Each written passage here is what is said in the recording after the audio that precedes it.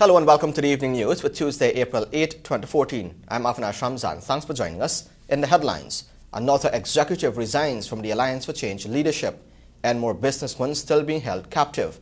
22 sexual offences brought before the court over the last 2 years, but not a single conviction. Now for the news in detail. Let's tell you first that the Alliance for Change, the AFC, is sinking deeper as another executive member today tendered his resignation with immediate effect. From all indications, the party, known for attracting many ex-PPP and PNC members, is losing several high-profile members, mainly due to infighting and factionalism. Things are not getting well within the AFC camp. Today, executive member Sesnarain Singh tendered his resignation with immediate effect in a letter to the party's General Secretary David Patterson. Singh said he was resigning for personal reasons and opted to wish the party well in its future endeavours. He noted that he would become active in local politics upon his return to Guyana, but at the time was overwhelmed by several extraneous matters. In the letter seen by this newscast, Singh appeared very brief and said nothing about the status of his overall leadership and his future with the party. The AFC's General Secretary confirmed receiving the resignation letter and opted to express the party's gratitude to Singh for his overall contributions, which date back to 2011. Apart from Singh's resignation, the AFC was hit with several others earlier in the year. It seems as though the party's influence overseas and in the Guyanese diaspora is waning as more members are throwing in the towel. The party, led by Kemraj Ramjatan, has found itself in many scandals ranging from allegations of fraud to conflict of interest concerns. There has also been talk that the party is seeking to form a pre-electoral alliance with the PNC and APNU grouping to compete against the ruling PPP. This in itself has caused much discomfort among the AFC support base and membership. While kidnappers of the Enmore businessman Rajendra Sunil Singh have given family members another day to pay up his ransom fees, the man's wife and close relatives are hoping that he would soon return safely home. More from Alexis Rodney. Singh remains captive as family members were given another deadline to pay up the $25 million ransom. The 40-year-old spare parts auto dealer was whisked away from his Fowles and More East Coast Marara business by two masked gunmen Saturday evening. Police in a release stated that they were investigating the reported kidnapping of the businessman, which occurred around 18:45 hours on Saturday. Initially, the men had given the family up to midnight on Saturday to hand over the ransom, which they failed to do. Hence, the man was reportedly shot to his leg. The Evening News was reliably informed that the family was hoping that the kidnappers made contact with them yesterday for the money to be paid. However, no contact was ever made. Investigations thus far revealed that Singh was in his motor car in front of his business place when his wife observed two men entering the vehicle, which then drove off. A few minutes later, the woman reportedly received a phone call demanding the sum of $50 million for his safe return. The businessman's car, PFF 982, was found by members of the Commons Lodge Community Policing Group along the Godfrey-Wacton Railway Embankment, East Coast Marara. It has been handed over to the police at Sparrandam, who have joined the search for the missing man. When the Evening News visited the man's business place at Fowles earlier this week, the gate was chained and padlocked. In another attempt to get a comment from the relatives of the missing man, a visit was paid to the man's house at Enmore, but again the gates were locked. For the Evening News, Alexis Rodney. The PNCR political veteran Ernest Elliott was earlier today sworn in as an APNU parliamentarian in the National Assembly as the 2014 budget debates continued. More in this report. Former PNCR parliamentarian Ernest Elliott has returned to the National Assembly, this time under the reign of a Partnership for National Unity APNU, replacing former member Jaipal Sharma, who resigned last week. Elliott was sworn in today before Speaker Raphael Trotman and members of the House. I, Ernest Elliott, do hereby solemnly declare that I will bear true faith and allegiance to the people of Guyana, and that I will faithfully execute the office of member of the National Assembly without fear or favor, affection or ill will, and that in the execution of the function of that office, I will honor, uphold, and preserve the Constitution of the Cooperative Republic of Guyana. Thank you. Elliott had served in the 9th Parliament as Shadow Local Government Minister with responsibility also for public works. He had also served on the Social Services Committee and the Public Accounts Committee. Elliott was taken off the constituency list as a councillor on the Region 4 Regional Democratic Council, which he served from 1985 to 2006. In an invited comment at the weekend, Elliott related to this newscast that he's elated to be returning to the National Assembly. He noted that he will be joining his party's fight to root out corruption within the government and also press for the president to assent to key local government bills. Sharma resigned last Thursday following comments made by Education Minister Priya Manichand, who referred to sexual allegations against his father, Chandranarayan Sharma. There has been no conviction for sexual offences since 2011, a situation which Attorney General Anand Nandalal described as alarming and blamed the archaic Jewish system as well as reluctant witnesses for the problem. For the years 2012 and 2013, some 22 sexual offences cases were taken before the courts, but there has been no single conviction. Instead, there have been a number of hung juries, witnesses failing to attend court and some deciding not to pursue the matter. It is against this background that the AG, in his budget debate presentation, announced that a complete examination of the jury system will be undertaken this year, noting that this component of the criminal justice system has virtually remained untouched since its introduction to the legal system some 100 years ago. The Attorney General said that the administration of criminal justice is a two-way street, noting that the state and by extension the victims of crimes and their relatives are equally entitled to a fair trial, as is the accused person. After the break, Basil Williams bashes Patricia Rodney's role in Commission of Inquiry. Stay tuned, this is the news.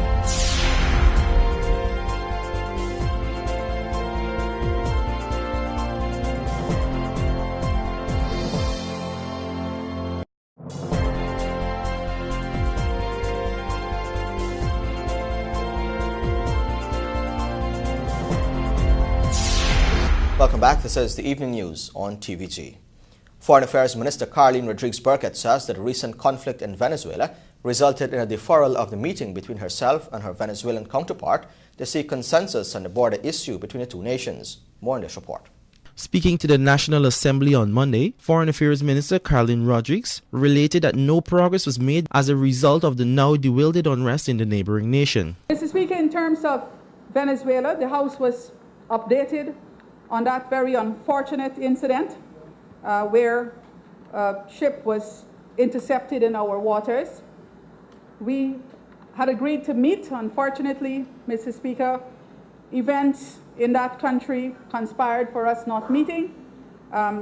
Recently, just a few weeks ago, I met with the foreign minister and he's assured me that they are working towards a date within the next 2 months or so. But we are prepared on the Guyana side. We are prepared for this first meeting, which would be between our technical teams. And we will continue, Mr. Speaker, as we do with all of our immediate neighbors. We will continue to analyze the overall situation of our relationship as we go along. We're very sure about one thing. We're very sure about the shape and size of Guyana. And at all times, we must defend that.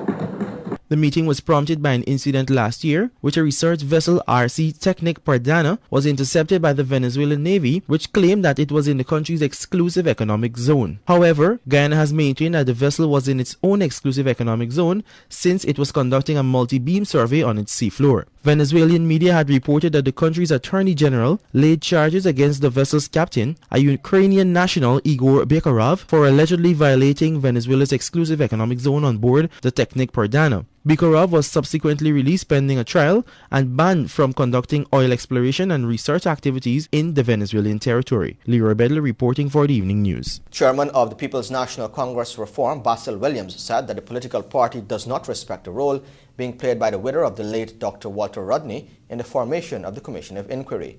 Here's Alexis Rodney with the details. Williams, during his budget debate yesterday in the National Assembly, admitted that Mistress Rodney has every right to find closure to the age-old issue. However, the party is against some of the decisions she has made regarding the Commission of Inquiry. APNU recognizes the right of Mrs. Walter Rodney to have closure with respect to her husband's death. However, we do not accept that she has a role in determining the formation and the operation of the Commission of Inquiry. President Donald Ramotar, who also serves as sponsor of the Rodney Inquiry, told the Working People's Alliance that Mistress Rodney had requested that neither the PNC nor WPA be involved in any way by means of consultation regarding the inquiry. According to the head of state, Mrs. Rodney did not want the inquiry to become politicized. Williams also condemned the head of state's decision to include Attorney General Anil Nandlal and Presidential Secretary Dr. Roger Luncheon in assisting the family with the drafting of the terms of reference. APNU regards this as the sole preserve of the person in whom Parliament has reposed this power. The Commission of Inquiry Act, Chapter 1903, gives that power to the person to act in his or her own deliberate judgment, not to be counseled and or procured. He said that Mrs. Rodney's decision to exclude the WPA and the PNC from the inquiry may very well fall under that right.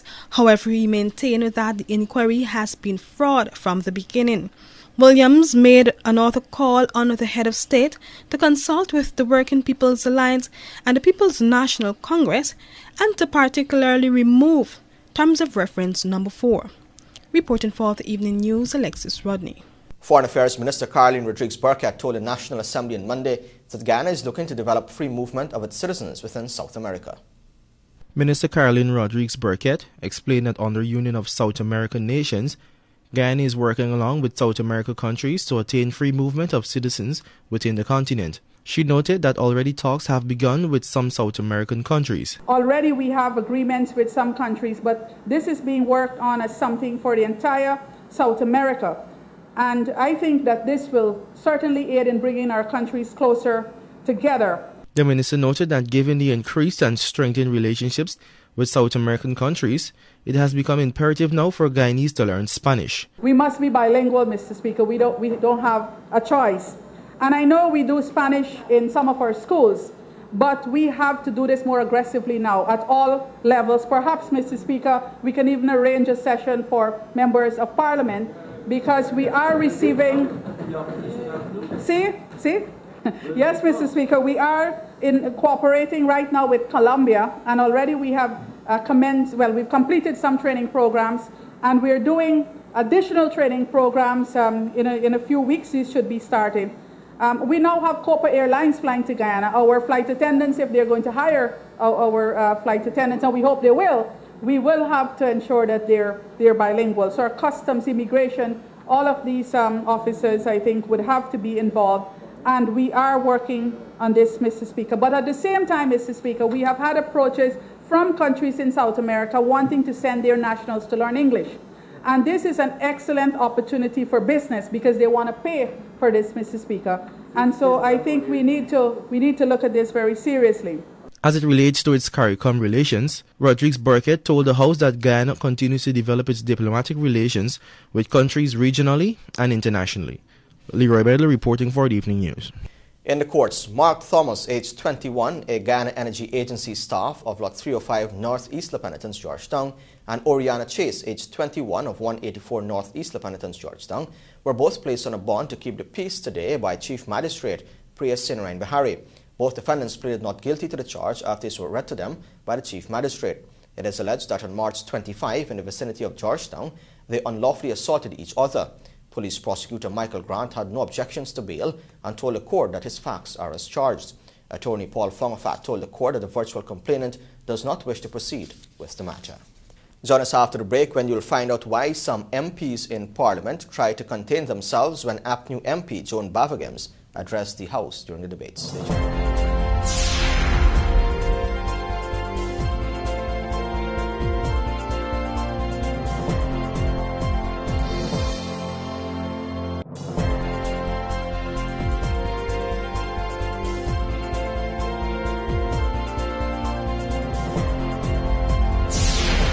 Welcome back. This is the Evening News on TVG. A Partnership for National Unity's Member of Parliament, Joan Bavagems, told the National Assembly on Friday evening that the budget allocations made by Finance Minister Dr. Ashni Singh has left much to be desired by the Guyanese population. Let's take a look. Making her contribution to the debate on the 2014 national budget, the parliamentarian took her first shot at the allocation made for the elderly, citing it as one of gross disrespect for old age pensioners in the country. With respect to the pensioners, Mr. Speaker, I would love to see the Honorable Minister of Finance treat the pensioners as if they were his parents. What can $600, Guyana, do for them? The pensioners have to pay for proper medical care, purchase medication, drinking water, and personal products to have them looking and smelling good. This is not cheap, I assure you. She described the national insurance scheme as the National Institute of Swindlers. The member of the opposition lamented on the alleged fraudulent practices of the insurance organization. She stated that rather than living up to its function of providing relief to the old-aged pensioners, the ill and the disabled, it seeks to take away the pensions and contributions of the vulnerable. The APNU MP blasted the $10,000 per child initiative, calling it inadequate and an attempt by the government to buy votes from the people. She disclosed that if the government had really wanted to ease transportation woes for school children, it could have done so by providing school buses for them. At 38 weeks per school year, and deduct 1 week for interruptions and national holidays, that money translates into approximately $53 per day. We are still short $7 for one side short drop fare around the city. Mr. Speaker, that amount is inadequate. What guarantee is there that parents will spend the money, even though inadequate, on the intended purpose? It is my view that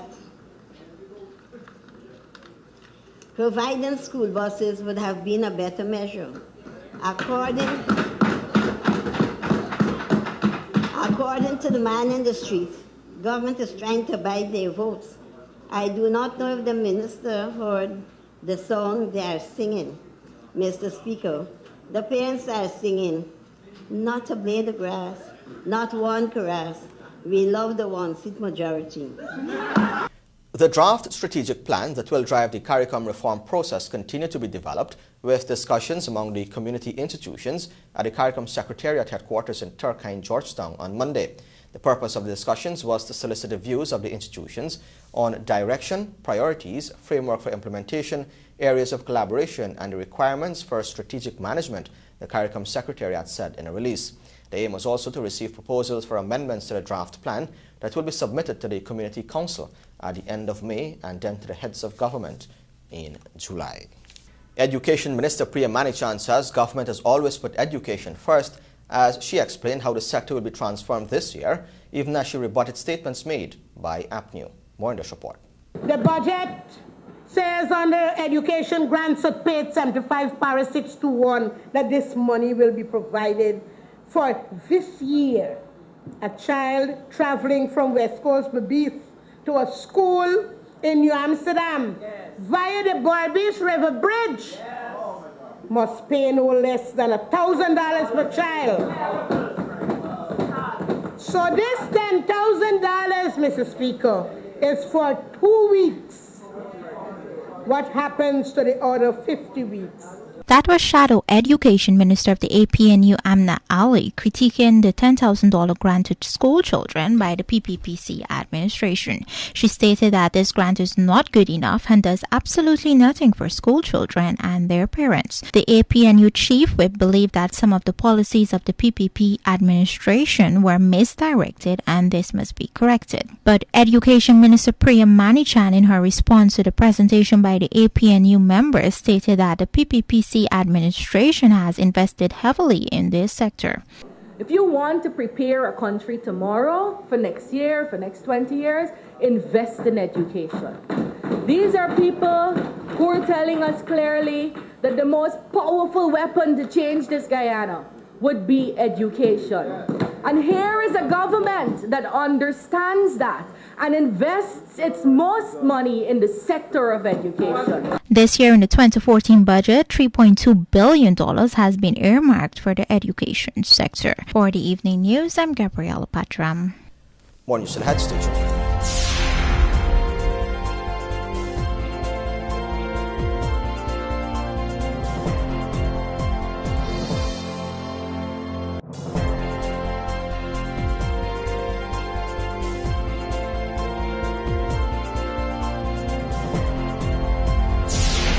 Welcome back. This is the Evening News.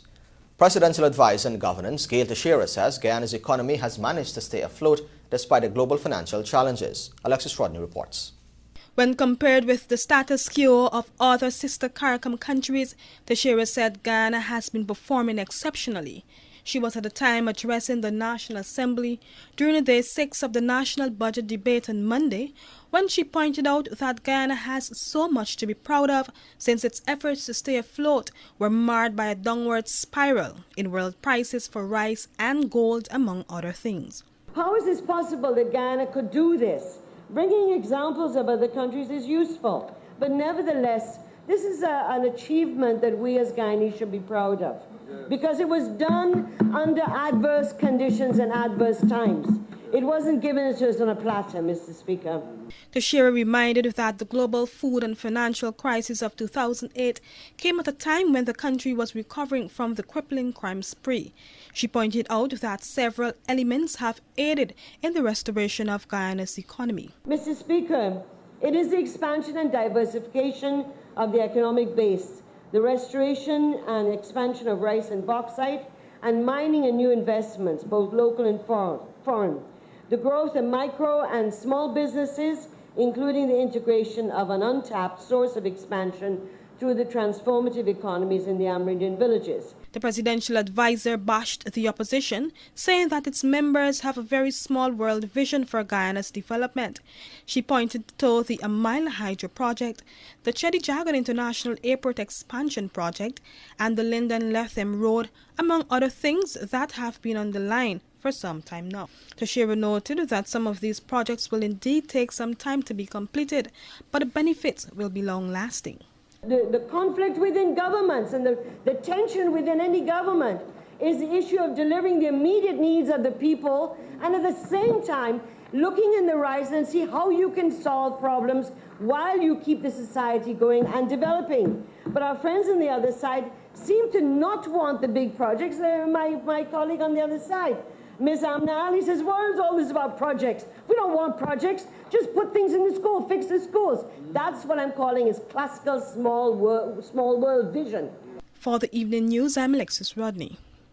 Even as Trinidadian officials denied that they would have refused to provide medical attention to a Guyanese national who died while on vacation in the Twin Island, Guyana's Foreign Affairs Minister Carleen Rodrigues-Burkett says that the developments in TNT are worrisome. More in this report.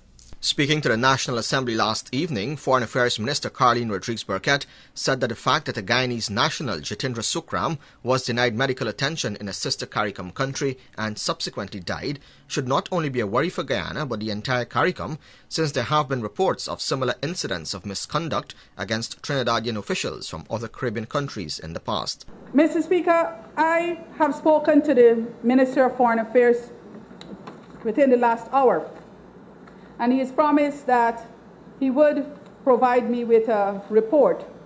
But he has not said to me that what was in the newspapers is not accurate. So it is a fact that the gentleman did not receive the care he should have received.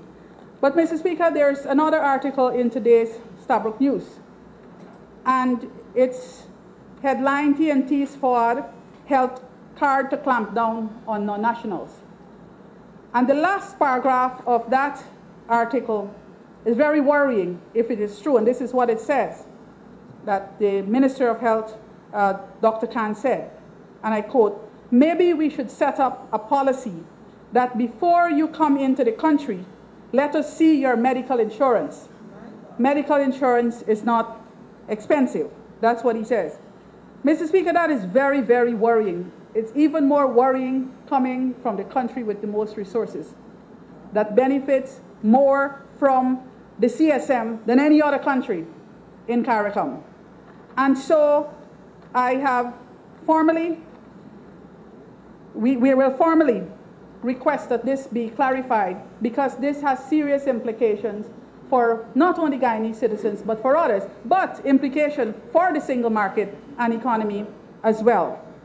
Meanwhile, Trinidad's Health Minister Dr. Fuad Khan said Sukram was never denied medical care at the Eric Williams Medical Sciences Complex last Thursday. Khan has ordered North Central Regional Health Authority Chairman Shahinaz Mohammed to conduct an investigation into the circumstances surrounding Sukram's death. Khan also said it was not necessary for persons to provide proof of their nationality in emergency situations, but they were mandatory for chronic situations like cancer treatment. Several CARICOM countries have since registered their disapproval with Trinidad's government's modus operandi. CARICOM Secretary General Erwin LaRocque has also registered his discontentment with the treatment meted out to nationals of sister CARICOM countries. This is the Evening News. Stay tuned for sports, sponsored by Macquarie.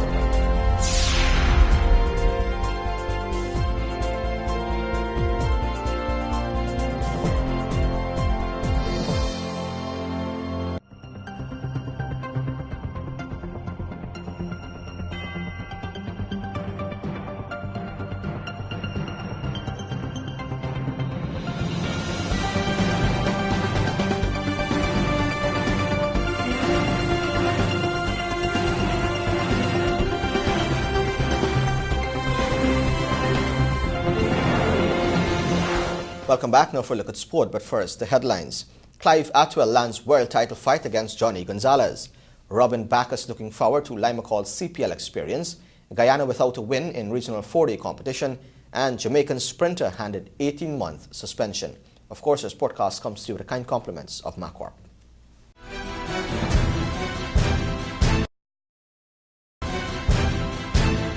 We believe that everything worth building should be built just once.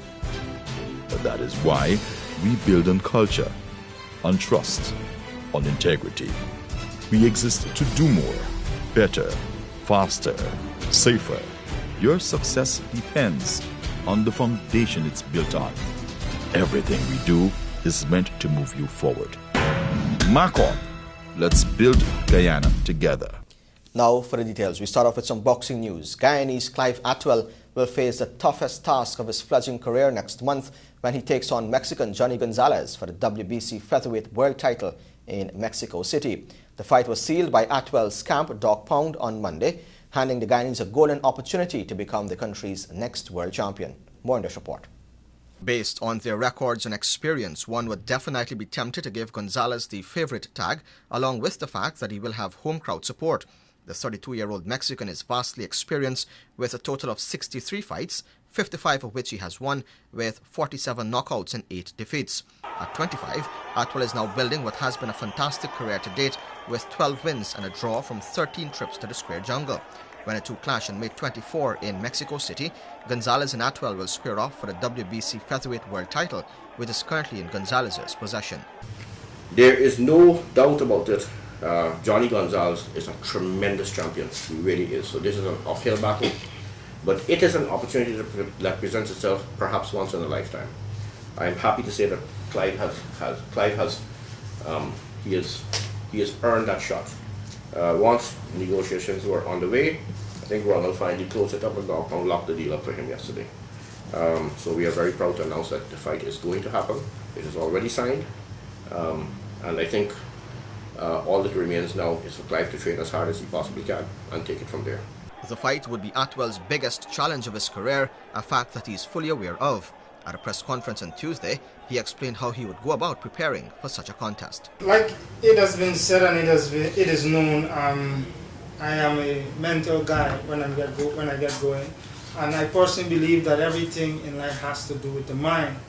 I mean, if I can condition the mind as well as the body, I don't see myself being in any problem. I just need to focus. Boxing is basics. Boxing is basics, but just using the mind to use the basics effectively. So I don't see myself being in any problem once I can get my mind in condition. Is this record in any way intimidating to you? No, I'm not intimidated because it's boxing. I come to win, you come to win. We both have two hands. We both have to fight according to the rules and regulations. So there's nothing intimidating about my opponent. Atwell is currently attached to the Dog Pound camp led by Andrew Arjun and Ronald Birch Smith. The camp played a critical role in making the fight a reality, and according to Birch Smith, signing Atwell was a good investment. As he reminded me yesterday, he's been a world champion for a long time. The world doesn't know it is yet, but they're going to find out on the 24th of May. He's been a good investment for us. We're happy to be his partner. We look forward to a world champion on the 24th and much better things to come after that. Director of Sport Neil Kumar said he's confident in Atwell's ability to go all the way and win the contest next month. Guyana can achieve a world title. I want to wish Atwell well, all the best. Train hard, you're in good hands, and I hope you win for Guyana. I have confidence. I wrote since last year that you will be the next person to win a world title for Guyana. A huge part of Atwell's preparations will have to focus on getting him ready to deal with the high-altitude conditions in Mexico. The outspoken boxer has vowed to work overtime to get himself in peak condition for the biggest fight of his life. And some not-so-good news now. Guyana's disastrous run in this year's regional 4-day competition seems unending as the Leeward Islands emerged with a 5-wicket win in their 6th-round contest in Antigua. Chasing a victory target of 279, the Leeward Islands coasted the victory with just 5 wickets down. Devon Thomas followed up his first innings 7-1 with 90 to lead the chase, while Jamar Hamilton made 54 and Gavin Tongue 57 not out. The defeat was Guyana's 4th to go along with a draw from 5 games as they linger at the bottom of the table with 21 points. The Guyanese will now face Trinidad and Tobago in their final game starting on Friday at the Guyana National Stadium. Guyana Amazon Warriors selectee Robin Bacchus says he's looking forward to his maiden stint in the upcoming Limacol Caribbean Premier League, set to start in July. The left-handed opener is one of 5 newcomers in the Guyana Amazon Warriors franchise. We caught up with him earlier today. Bacchus, a dashing left-handed opening batsman, is one of 5 newcomers. New Zealand all-rounder Corey Anderson, Guyanese middle-order batsman Leon Johnson, fast bowler Ronsford Beaton and Trinidad and Tobago's all-rounder Navin Stewart are the others who were selected as part of the 15-member Guyana Amazon Warriors franchise. The former national under-19 player, who will celebrate his 25th birthday on April 27, is keen on making the opportunity count when the tournament commences in July. Key among his goals is feeding on the experience of players like Anderson, opener Martin Guptill and spinner Sunil Narain, who have all played at the highest level. It will be exciting to be around those guys and to learn as much as I can from them. I will be, trying to soak up as much as I can from the international players. Apart from that, though, have you set yourself any goals for the tournament? Well, the main goal is to ensure that we win. In whatever way I can help, I am willing. But I still want to go out and do my best. Commenting on the Limacol CPL, Bacchus hailed the tournament as a success story for regional cricket, adding that the inclusion of 4 under-19 players each to the respective franchises this year is a step in the right direction for the game's development in the Caribbean. Cricket in the Caribbean, it always attracts a lot of people. But I think that the CPL is going to be successful for a number of years because of the development that it brings to the region. Yeah, and now that you have 4 under-19 players in every squad, it just is going to develop us even more. Bacchus related that while he's excited at being snapped up by his country for the Limacol CPL and is determined to play his part to ensure victory, his ultimate aim is to one day play Test cricket. Growing up as a youth, your main goal is always to play Test cricket. But with how things are going on, fast pace of the T20 game, everybody is more into it. But I would still, fancy my chances of playing Test cricket for the West Indies someday. Something I still want to do. The Limacol CPL, which was played in front of sold-out crowds at all the venues in the Caribbean, will be hosted during the July-August period, with Chris Gale's Jamaica Tallawahs set to defend their title against last year's runner-up Guyana Amazon Warriors, the Antigua Hawksbills, Barbados Tridents, St. Lucia Zouks and Trinidad and Tobago Red Steel. The Guyana Amazon Warriors squad is Sunil Narain, Mohamed Hafiz, Lendell Simmons, Dinesh Ramdin, Martin Guptill, Krishmar Santoki, Christopher Barnwell, Versamy Premal, Ronsford Beaton, Navin Stewart, Stephen Jacobs, Leon Johnson, Robin Bacchus, Corey Anderson and Trevon Griffith. And finally, Jamaican Olympic medalist sprinter Sharon Simpson has been suspended for 18 months after testing positive for a banned stimulant. Simpson, aged 29, said in January that a supplement provided by her Canadian trainer was responsible for the positive test. But a Jamaican anti-doping panel voted unanimously that Simpson was negligent in all the circumstances. Simpson, an Olympic 4x100 meters relay gold and silver medalist, and her training partner, the former 100-meter world record holder, Asafa Powell, tested positive for the stimulant oxylifrin at last year's national championships. There were 2 of 5 Jamaicans to test positive, with Powell set to hear his verdict on Thursday. And with that, we've come to the end of sport, which is sponsored by Marcorp. Of course, you can find these and many more stories in tomorrow's edition of the Guyana Times. And here's an invitation to join us on TVG Channel 28 and on Radio Guyana Inc. 89.3 in Essequibo, 89.5 in Georgetown and Barons, and 89.7 in Berbice and Unicary, Suriname. Stay tuned. Your Bridge reports on the other side.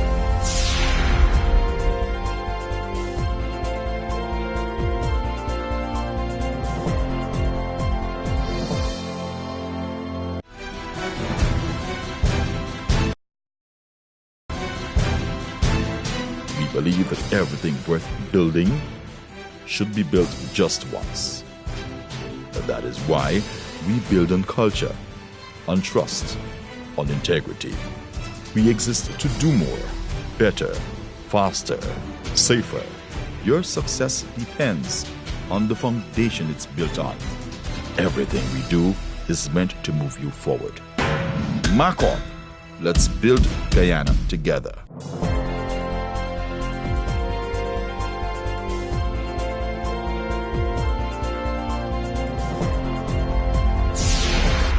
Welcome back. Now for a look at your bridge reports. The Damara Harbour Bridge will be closed on Wednesday, April 9 at 13 hours for a period of 1.5 hours, and the Berbice River Bridge will be closed on Wednesday, April 9 at 11 hours 55 for a period of 1.5 hours. And with that, we've come to the end of the evening news for Tuesday, April 8, 2014. I'm Afan Ramzan. Thanks for watching.